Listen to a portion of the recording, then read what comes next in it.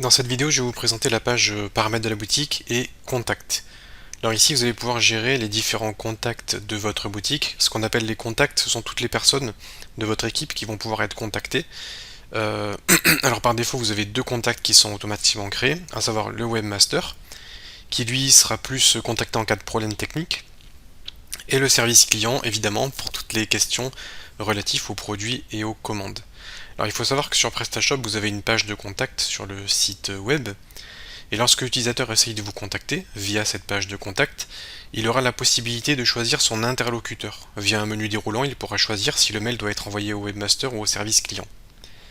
Donc si vous voulez ajouter un nouveau contact, vous pouvez le faire ici, par exemple pour des demandes de partenariat, c'est possible.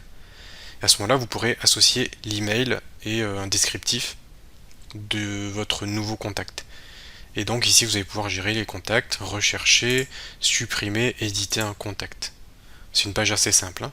Si vous éditez un contact, vous arrivez sur la page du contact avec le nom, le mail, euh, le descriptif, et vous pourrez donc enregistrer tout ça.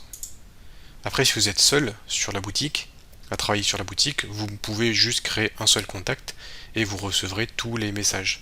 Et même si vous êtes seul, vous pouvez créer plusieurs contacts avec le même adresse email, mais ça vous permettra de classer les messages selon le problème rencontré par le client.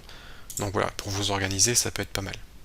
Ensuite, toujours sur les paramètres contact, vous avez les magasins ici.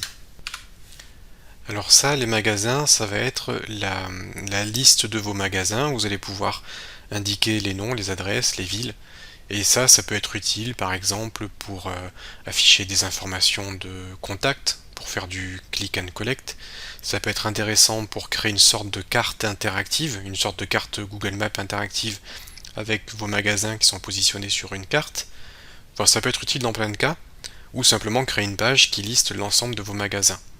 Pour chaque magasin, vous pouvez les éditer, en créer, les modifier, les supprimer. Vous pouvez ajouter des boutiques.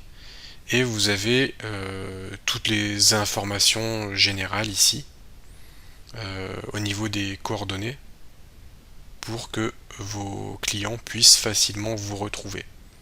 Donc c'est ici que vous allez pouvoir gérer tout le réseau de magasins de la boutique. Donc voilà pour ce menu contact.